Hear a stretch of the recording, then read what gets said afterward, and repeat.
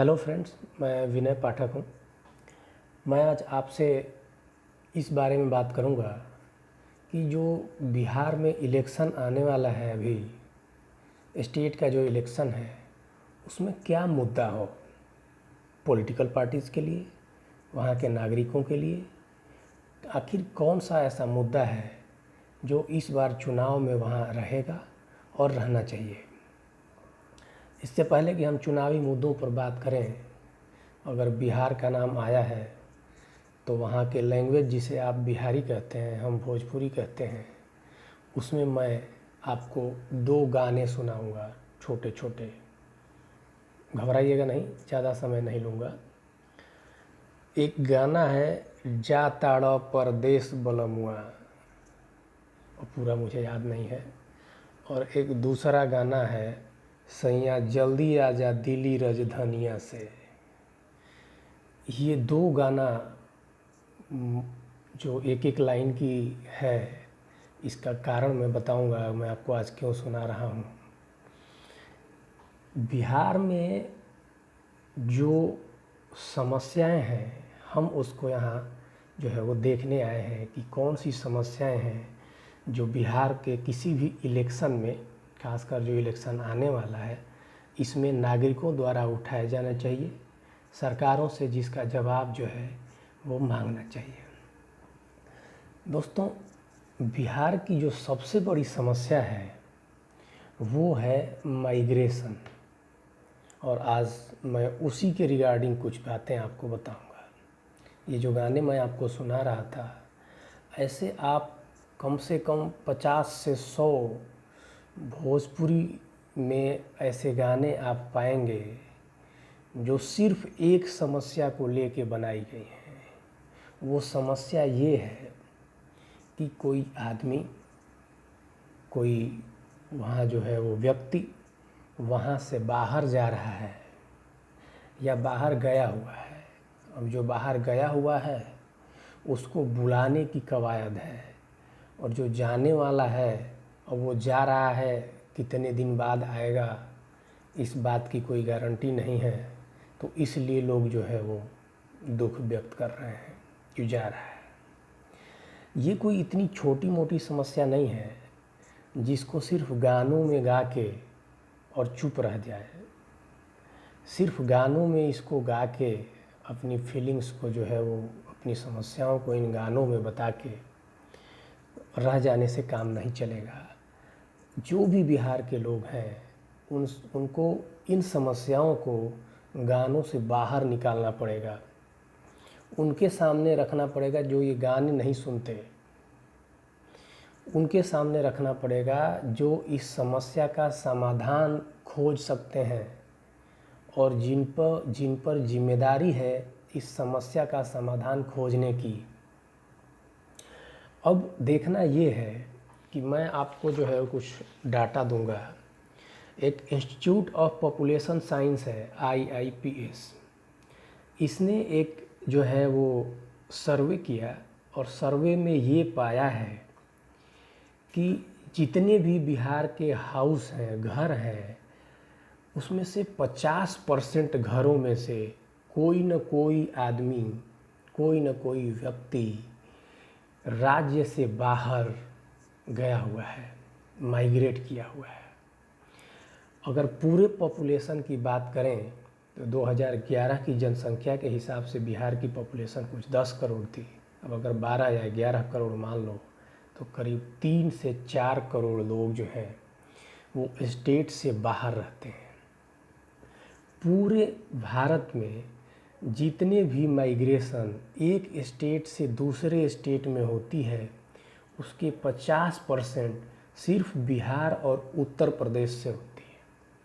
और उत्तर प्रदेश में बिहार से बहुत ज़्यादा माइग्रेशन तो है नहीं, तो आप ये कह सकते हो कि 25% पूरे भारत में जितनी माइग्रेशन होती है एक स्टेट से दूसरे स्टेट में, उसका 25% जो है वो बिहार से आता है। यानी बिहार के 50% घरों से माइग्रेशन हो रहा है। इसका मतलब है कहीं 35 से 45% की पॉपुलेशन वहाँ से जो है वो माइग्रेट करती है। अब माइग्रेशन समस्या क्या है? हम भारत एक देश है और बिहार सिर्फ एक राज्य है। अगर वहाँ के लोग भारत में किसी अन्य राज्य में जाकर रहते हैं, अपना जो है वो पढ़ते लिखते हैं, ऑक्यूपेशन करते हैं, तो समस्या क्या है? या फिर अगर देश से बाहर भी जाते हैं तो समस्या क्या है, यही समझना ज़रूरी है। अब समस्या नहीं होता या नहीं होगा तो ये मुद्दा ही क्यों होगा? समस्या ये है कि जितने भी लोग बिहार से माइग्रेट करते हैं, मोस्ट ऑफ देम अनएजुकेटेड होते हैं। मैक्सिमम लोग 10वीं या उससे कम पढ़े लिखे होते हैं। वो लेबर करने, फैक्ट्रियों में काम करने और बहुत सारे छोटे मोटे काम, गार्ड्स, आप जितने भी मुंबई और दिल्ली जैसे बड़े शहरों में गार्ड्स और रिक्शेवान से पूछोगे कहाँ से हो, तो वो आपको जो है वो बिहार का 4-5 ज़िला बताएगा। मैं आपको बता देता हूँ, सारण, मुंगेर, दरभंगा, कोसी, तिरहुत, पूर्णिया, इन्हीं सारे ज़िलों में से किसी एक का नाम आपको बता देगा, सीतामढ़ी। इसका मतलब ये है कि जो लोग वहाँ से माइग्रेट करके आ रहे हैं वो लो क्लास के लोग हैं, एजुकेटेड कम हैं। लो क्लास से मेरा मतलब जो है किसी कास्ट से नहीं है, ध्यान रखिएगा, क्योंकि डाटा ये कहता है कि जितना लोग बिहार से ओबीसी, एससी और एसटी माइग्रेट करते हैं उससे ज़्यादा अपर कास्ट के लोग माइग्रेट करते हैं वहाँ से।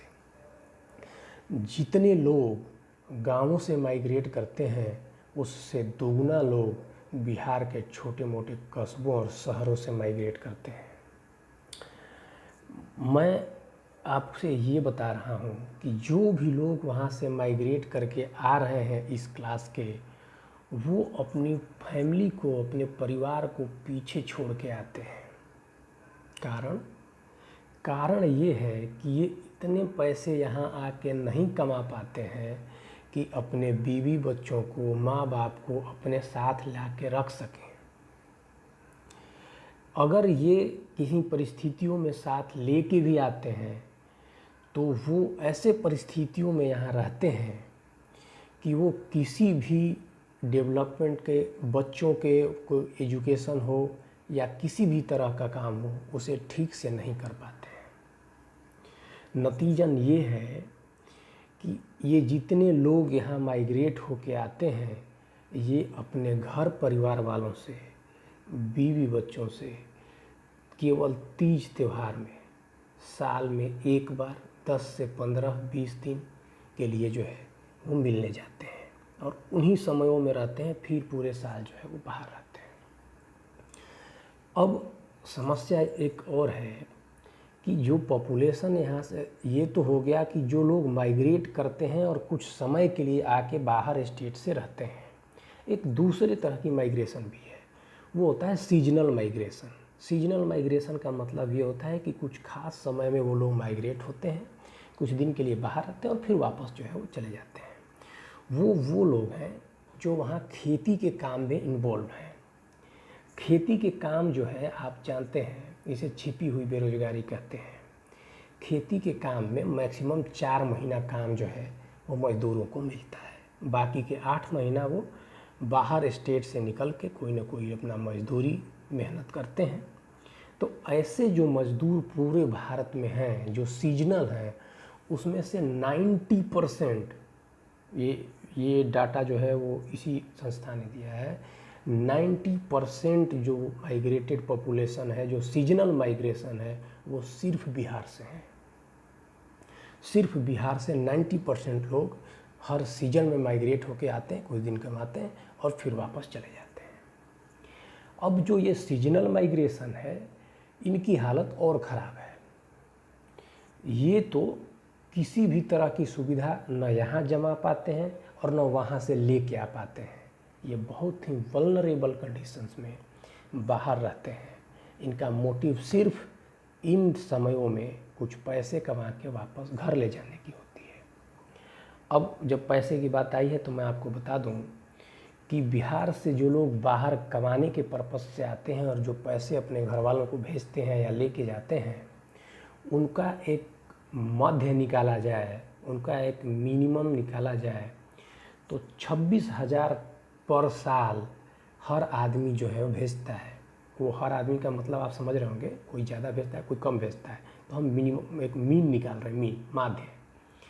ये जो 26,000 पर साल जो है वो आदमी भेजता है, उससे उसके परिवार की कंडीशन थोड़ी ठीक तो हो जाती है, लेकिन उतनी नहीं होती जितनी अगर उसे वहीं रोज़गार दिया जाता है और वो वहीं पे कोई रोज़गार धंधा करके अपने लिए जो है वो पैसे कमाता, तो उतना कारगर जो है ये चीज़ें नहीं हो पाती।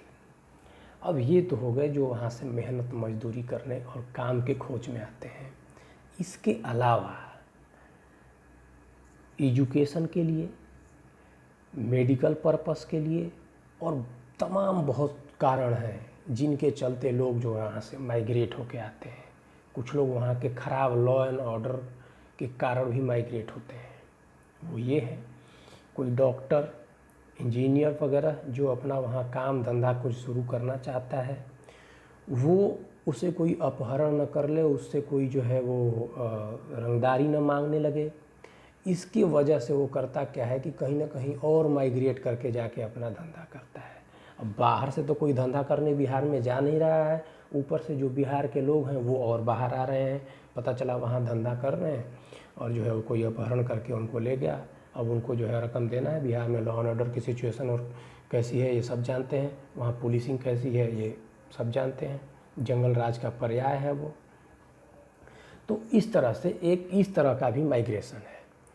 अब कितना अनफॉर्चुनेट है सोचिए, चाहे पूरे भारत की हो या आप कहिए तो भारत के बाहर भी, जितने भी बढ़िया बढ़िया आपको यूनिवर्सिटी दिखेंगे, कोचिंग सेंटर्स दिखेंगे, इसमें दोनों पढ़ने वाले और पढ़ाने वाले दोनों बिहार के हैं।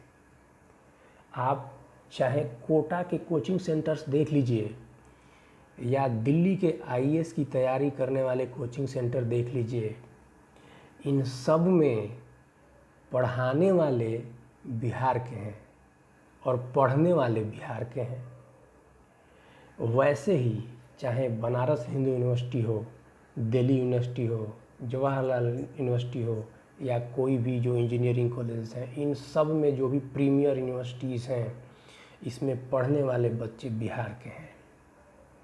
वो सब यहाँ कोई कोचिंग आईएएस की आईपीएस की तैयारी करने आता है। आप जानते हैं वहाँ सरकारी नौकरियों का बहुत क्रेज़ है और उन नौकरियों की तैयारी करने के लिए लोग जो है वो बाहर जाते हैं, मेडिकल की तैयारी करने, आईएएस की तैयारी करने। अब अगर हम ये बात जो है वो बिहार के लोगों से पूछते हैं या बिहार की सरकार से पूछते हैं कि आपके यहाँ डेवलपमेंट क्यों नहीं हो रहा है, क्यों आपके यहाँ से लोग दूसरे जगहों पे जा रहे हैं, तो उनका एक सीधा जवाब जो है वो रटा रटाया रहता है कि हमारे पास कोई माइंस नहीं है, हमारे पास जो है वो कोई भी जो है वो माइंस न होने से हमारे पास जो है वो हम कोई उद्योग नहीं लगा सकते। उनका बात जो है वो सही है, वो ठीक कह रहे हैं, बिहार में कोई माइंस नहीं है। लेकिन आप बताइए कि क्या यूनिवर्सिटी बनाने के लिए माइंस की ज़रूरत है? क्या हॉस्पिटल बनाने के लिए माइंस की ज़रूरत है? क्या कोचिंग इंस्टीट्यूट खोलने के लिए माइंस की ज़रूरत है? क्या बीपीओ चलाने के लिए माइंस की ज़रूरत है? कॉल सेंटर्स और जो आजकल जो है वो ऑनलाइन मार्केटिंग्स और बहुत सारी सुविधाएं हैं, इनको चलाने के लिए क्या किसी माइंस की ज़रूरत है? नहीं। अगर ये सारी संस्थाएं बिहार में हो तो मेरे हिसाब से बिहार की 60% माइग्रेशन जो है वो रुक जाए और सिर्फ 40% माइग्रेशन की समस्या ही रह जाएगी, जिन्हें जो है वो आगे धीरे धीरे कम किया जा सकता है। अब इन समस्याओं, ये जो संसाधन हैं, इसके बनाने की जो चीज़ें हैं वो बिहार में हैं, इस बात को कोई मना नहीं कर सकता। अब जो है वो बिहार में जो एग्रीकल्चर की जो समस्या है, जिसके चलते ये लेबरर्स आते हैं, इसमें मैं बता दूं 2 मेन समस्याएं हैं। एक तो जो है वहाँ की ज़मीनें धीरे धीरे कम होने लगी हैं, ज़मीनें तो बढ़ती नहीं हैं, जिसके पास जो है वो आज से पिछले वाले जनरेशन में 20 बीघे ज़मीन थी, वो अगले वाले जनरेशन में 2-2 बीघे रह गई। परिवार बढ़ रहा है, ज़मीनें उतनी ही हैं, ज़मीनें तो बढ़ती नहीं हैं। और वहाँ के जो स्वास्थ्य सुविधाएं हैं उसकी तो माशाल्लाह है। बिहार में 10,000 आदमी पर हॉस्पिटल में 1 बेड है। डॉक्टर्स की तो बात ही अलग है। आप देख रहे होंगे कि मैं आपको बता दूं कि जो बिहार के कुछ ऐसे ज़िले हैं जो बनारस के आसपास पड़ते हैं, उन सब ज़िलों से लोग, सभी ज़िलों से, चाहे वो छोटी सी बीमारी हो, 3 दिन बुखार लग गया हो किसी को, या कोई बड़ी सी बीमारी हो, आपके पास एक ही ऑप्शन है और वो है बनारस।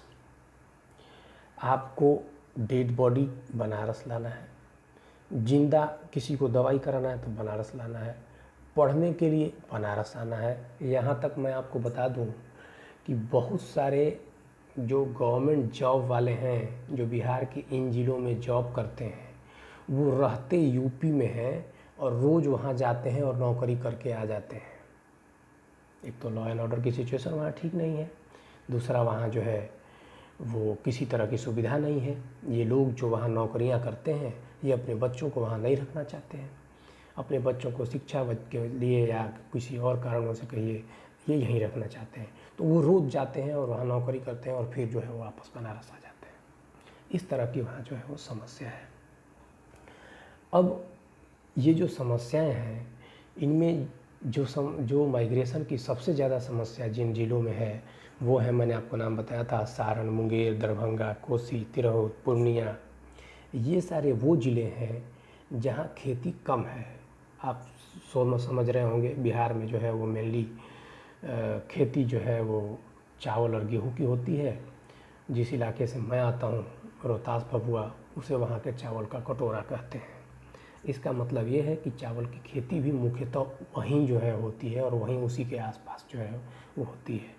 पीछे के जो एरियाज़ हैं उसमें खेती भी बहुत बढ़िया नहीं है। इस वजह से वहाँ के लोग जो है वो ज़्यादा माइग्रेट होते हैं।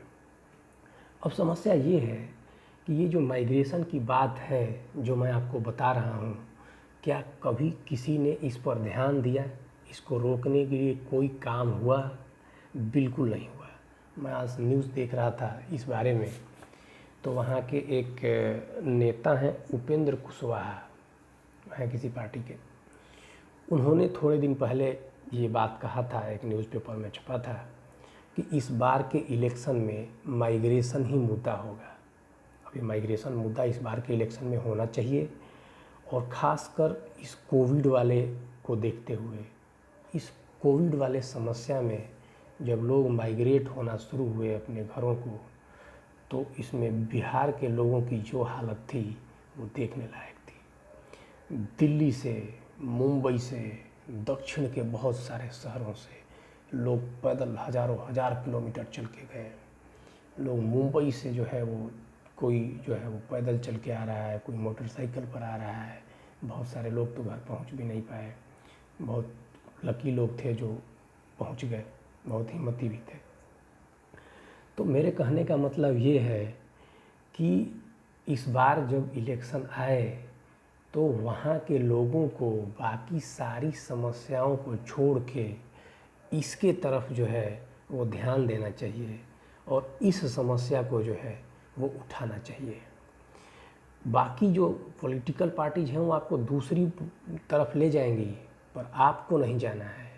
आपको यहीं पड़े रहना है इसी समस्या को लेके।